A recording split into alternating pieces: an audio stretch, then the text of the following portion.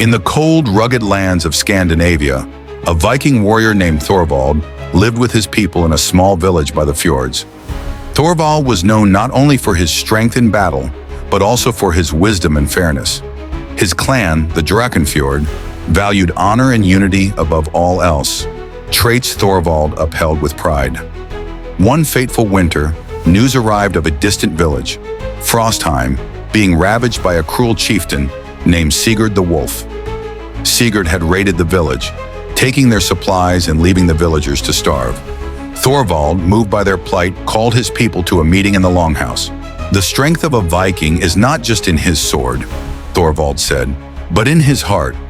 If we ignore the suffering of Frostheim, we dishonor our ancestors and the gods themselves." His words inspired the Drakenfjord clan, and they agreed to aid Frostheim. Thorvald led a small band of warriors on a treacherous journey through snow-covered mountains and icy waters. Their ship, the Storm Raven, braved fierce winds and towering waves, but Thorvald's steady hand on the helm guided them safely to Frostheim. Upon arrival, they found the villagers hiding in fear. Thorvald assured them, "We come not to conquer, but to protect." The villagers, heartened by his kindness, revealed that Sigurd's raiders planned to return in 3 days to take what little remained. Thorvald devised a clever plan. Using the terrain to their advantage, his warriors set traps and fortified the village. On the 3rd day, when Sigurd and his men arrived, they were met with a fierce resistance. The Drakenfjord warriors fought valiantly, and Thorvald faced Sigurd in single combat.